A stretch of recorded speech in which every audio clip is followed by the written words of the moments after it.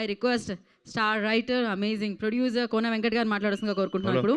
Hello first of all media మిత్రులందరికీ ఇక్కడ వచ్చిన వాళ్ళందరికీ బిగ్ థ్యాంక్స్. ఎందుకంటే మీకు సినిమా ఏమాత్రం బాగున్నా, ఎంత బాగుంటే దాని ఆకాశం అంత ఎత్తు పెంచుతారు. ఇలాగ ఈ మధ్యన రిలీజ్ అయిన ఎన్నో సినిమాలు దానికి ఎగ్జాంపుల్స్.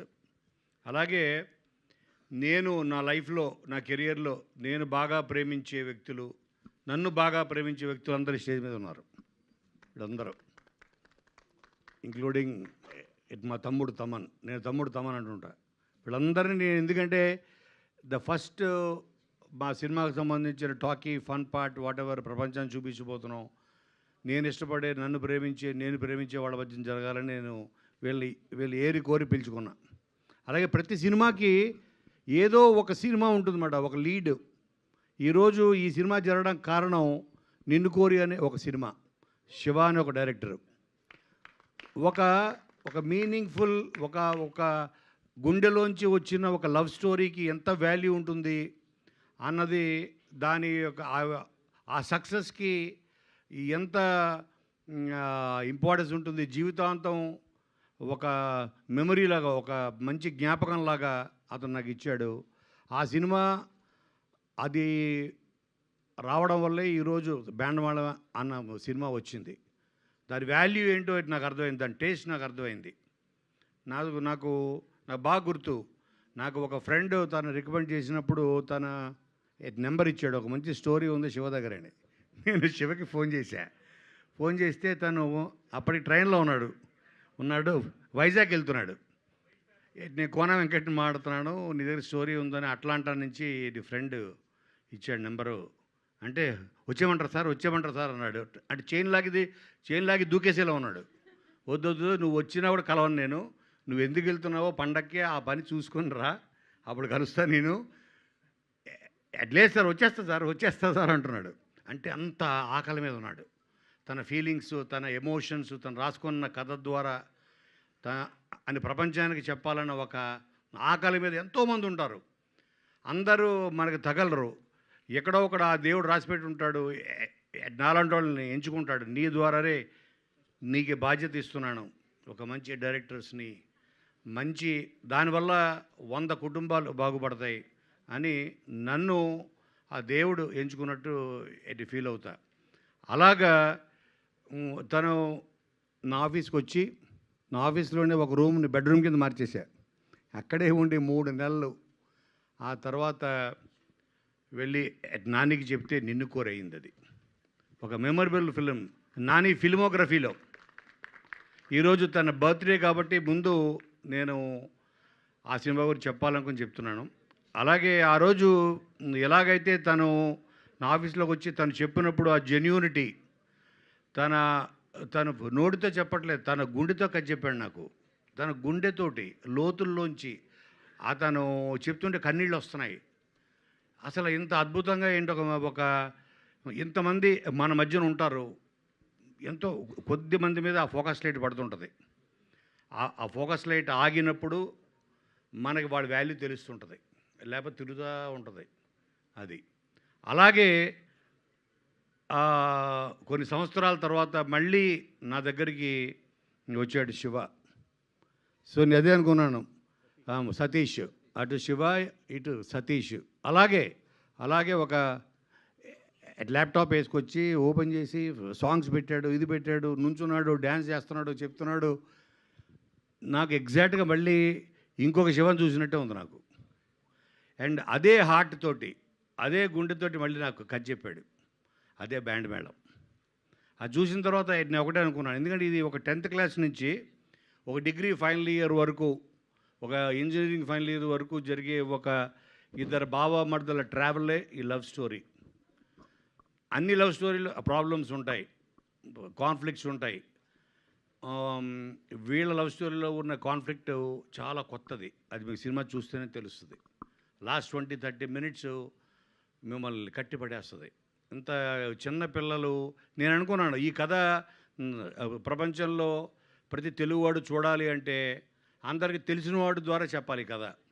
అందుకని నేను వీళ్ళిద్దరిని చూస్ చేసుకోవడం జరిగింది, రోషన్ అండ్ శ్రీదేవిని. ఐ నీడ్ బెస్ట్ యాక్టర్స్, ఆ ఏజ్ గ్రూప్ సూట్ అవ్వాలి, ప్లస్ ఆ పెర్ఫార్మెన్స్, ఆ క్యాలిబర్ ఉండాలి, వాళ్ళకి నవ్వించాలి, ఏడిపించాలి, అన్ని రకాల ఇది చేయాలంటే ఆ క్యాలిబర్ నేను వీళ్ళిద్దరిలో చూశాను.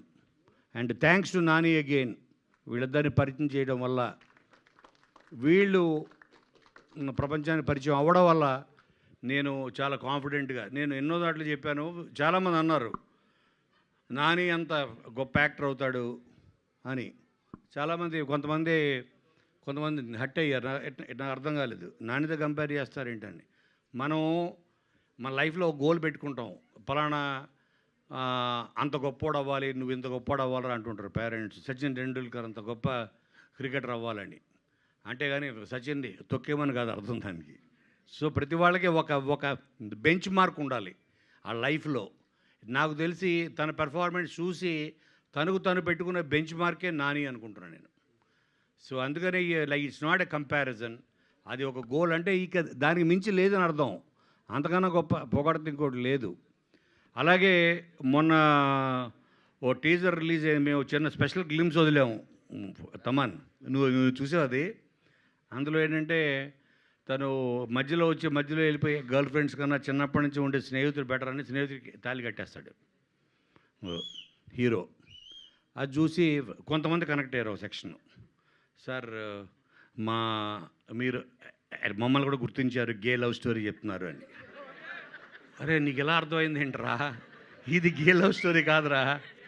అంటే ఇప్పుడు తాళి కట్టాడని ఆ నెక్స్ట్ డే పాల గ్లాస్ పట్టుకుని వెళ్తాడు లోపల రూమ్లోకి అని మీరు ఏదేదో ఊహించుకున్న కాదు. అది ఓన్లీ ఒక సింబాలిక్ జెస్చర్. అంటే మన చిన్నప్పటి నుంచి ఉండే స్నేహితుడు మనకి మధ్యలో వెళ్ళిపోయి మనల్ని ముంచి వెళ్ళిపోయే గర్ల్ ఫ్రెండ్స్ కన్నా మనకి ఫ్రెండ్సే బెటరు అని చెప్పడం అన్నది దాని ఉద్దేశం. సో కాబట్టి బ్యాండ్ మేళం డెఫినెట్గా మిమ్మల్ని అందరినీ, అంటే వీళ్ళు చాలా ఓ లేత టెండర్ లవ్ స్టోరీ ఇది.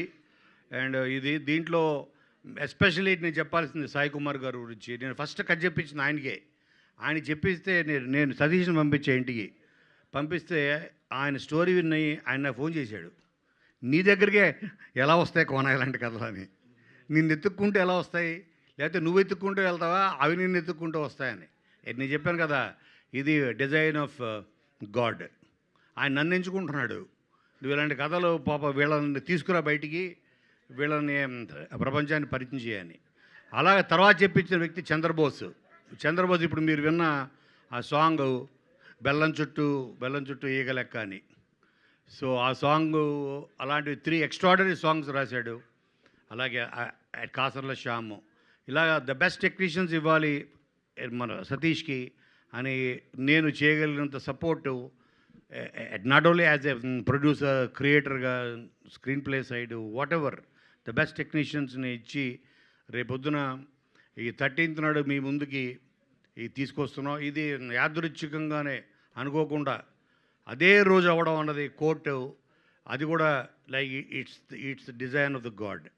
కాబట్టి మళ్ళీ అదే సక్సెస్ మీరు మళ్ళీ నా కోసం కాదు, మళ్ళీ ఈ యంగ్ టాలెంట్ కోసం, మళ్ళీ సతీష్ కోసం, అటువంటి ఎంతోమంది యంగ్ టాలెంట్ని మళ్ళీ మీకు పరిచయం చేసి మంచి కథల్ని మీకు పరిచయం చేసే నాకు ఆ శక్తిని, ఆ సక్సెస్ ఇస్తుంది అని నేను మనస్ఫూర్తిగా కోరుకుంటూ, మీరందరూ 100% దీని గురించి నెక్స్ట్ 10 years మాట్లాడుకుంటారు బ్యాండ్ మేళం గురించి అనే నమ్మకంతో మీరందరికీ మరొకసారి థ్యాంక్ యూ సో మచ్.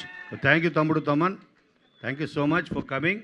నువ్వు రావడం వల్ల ఇది చూసావా, ఇక్కడ కొంతమంది కొణిదలు అంటున్నారు, కొంతమంది నందమూరి అంటున్నారు, కానీ దీని మాత్రం నాకు ఎప్పటికీ తమ్ముడు తమ్మనే. థ్యాంక్ యూ కోన గారు. మీరు రాసిన సినిమాలు చూసాము, మీరు ప్రొడ్యూసర్గా తీసిన సినిమాలు చూసాము, ఈ సినిమాలో మీరు చేసిన డ్యాన్స్ని కూడా చూసాము. Thank you so much.